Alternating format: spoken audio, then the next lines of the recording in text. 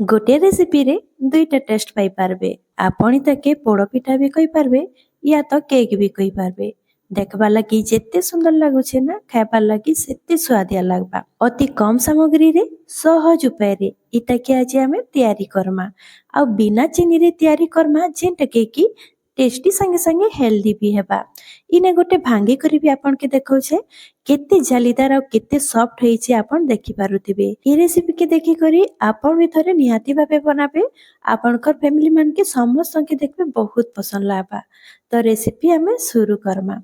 इने पिठाटा के बनाबार लगी फास्ट में गोटे मिक्सिंग बाउल टे नेबी सेथिरे दे देबी गोटे कप सुजी। ग्राम रे जदी कहबे तो 250 ग्राम रो सुजी अछि। तार संगे सेही मेजरिंग कप रे मापी करी 250 ml रो मी नौचे गरम क्षीर देबार द्वारा हमर जेन सुजी अछि सेटा बहुत जल्दी सॉफ्ट हो जिबा नरम हो जिबा। एबे हमें ताके भल भाबे मिक्स कर दमा। इने आपण देखि पारुथिबे केते जल्दी हमर सुजी सॉफ्ट हो जिसी।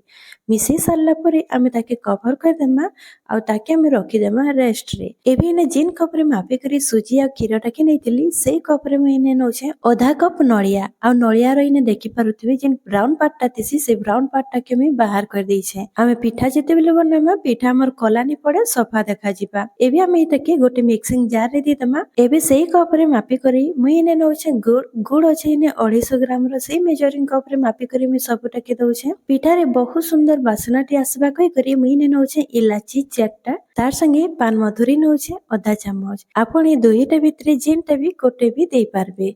एबे सबटा के बिना पानी दे करी हमें दरदरा पीसी करी आनी आसमा। आ जेते बेले पिसाबे पल्स मोड रे पिसाबे ऑफ ऑन करिके।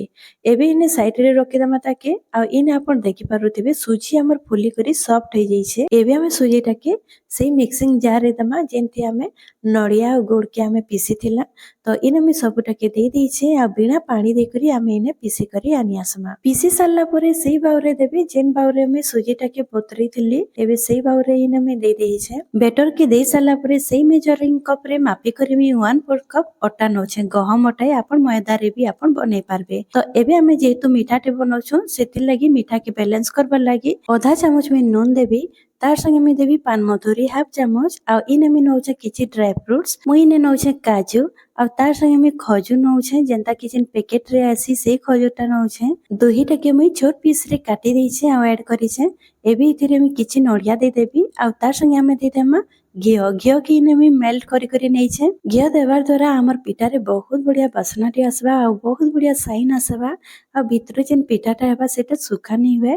तो एबे हमें सबटा के दे सारला परे इने भल भाबे गले दमा। मुई इने पिसाला बेले भी नड़िया देइथिले किंतु कोन करी करी भी जदी आपण देबे नड़ियाटा तो जेते बेले हमें खाएमा तो टिके पाटी रे लागले बहुत बढ़िया टेस्टी लागसी। इने बेटर की हमें 2 ରୁ 3 मिनिट भल भाबे गोटे डायरेक्शन रे भल भाबे फेटी देमा ताकि हमर जेन बेटर अछि सेटा बहुत बढ़िया हल्का हो जिबा। आ इने मैं फेटी करी रेडी कर देइछे। आ इने आपण देखि पारुथिबे बेटर कंसिस्टेंसी इतानु पतला नि करबे ना मोटा नि करबे। एबे इता के रखि देमा साइड रे आ जिमा नेक्स्ट स्टेप के। इने गैस रे मैं बसि देइछे गोटे कढ़ईटे सेथिरे मैं दे देइछे नून। इ पिठा के बनाबार लागि आपण गोटे मोटा कढ़ईटे नेबे या तो डेक्चीटे नेबे या तो कुकर रे भी आपण पिठा के बने पारबे। एबे इने मैं नूनटा के भल भाबे चारिआडे कर देबी आ इथिरे गोटे दे देबी रिंग जगह रे आपण गोटे स्टील प्लेट टे भी आपण नै पारबे। इने ध्यान देबे जेन जगह रे हमें केकटा के बनामा से जगहटा हमर कढ़ई रो 1 इंच हाइट रे रहबार कथा। एबे हमें ताके कवर कर देमा ताकि हमें छाड़ी देमा गरम हेबार लागि। एबे जेन जगह रे हमें केकटा बनामा से जगहटा नैछे मुई ना गोटे केक टिन टे नैछे। आपण केक टिन जगह रे स्टील प्लेट टे भी आपण नै पारबे राउंड वाला। एबे सेथिरे हमें दे देमा रिफाइन तेल बा आपण घी भी नै पारबे।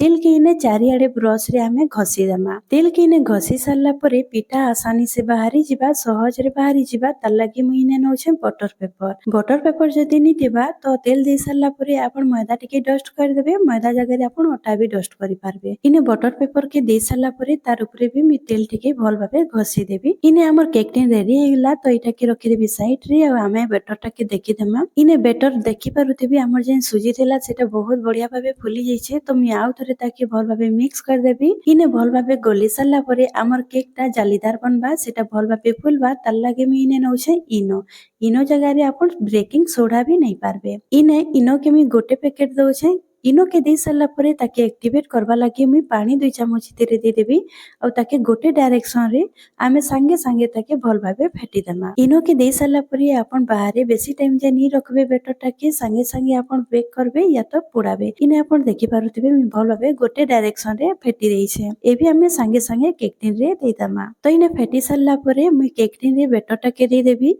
और जहाँ भी हमर बाउरे थिबा ताके स्पाचुला हो या तो चामच रे आपण भल भाबे सफा करी करी केक टिन रे दे देबे। इने देई सारा पर आमे ताके भल भाबे टैप कर दमा। तो इने वीडियो रे आपण देखि पारुथिबे इ भली आपण कर देबे भितरे गैप नी रहबा। एबे एथिरे किछि कटा नडिया देबी तार संगे काजू देबी और पिस्ता संगे मी भल भाबे डेकोरेट कर देबी।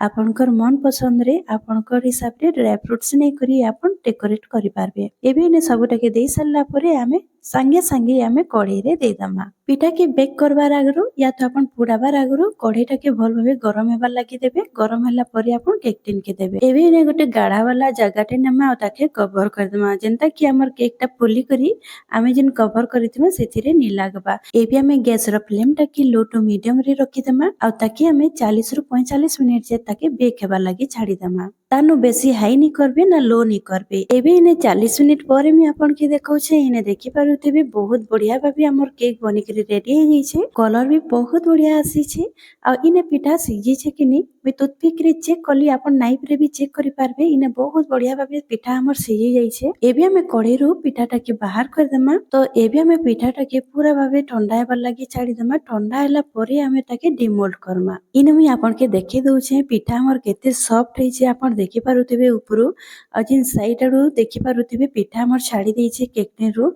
बहुत पूरा आसानी से हमर जिन पिठा আছে সেটা ডিমोल्ड হইবা। ইনে ঠান্ডা হেলা পরে গোটি স্পাচুলা या तो नाइफ रे आपण साइड टाके भल भाबे टिके छड़ी देबे। इने देखि पारुथिबे वीडियो रे मी जेंता आपण के देखाउछे। इने पिठाटा केक टिन रो छाडी देला परे आमे तार ऊपरे आमे गोटे प्लेट दे दमा। तार परे आमे पिठाटा के उल्टै दमा। केक टिन के उल्टै देला परे निजे निजे ही पिठाटा हमर प्लेट रे पड़ी जिबा। तो इने आपण देखि पारुथिबे केक टिन पूरा क्लीन बाहरी छे। एबे आमे बटर पेपर टाके धीरे धीरे करी बाहर कर दमा।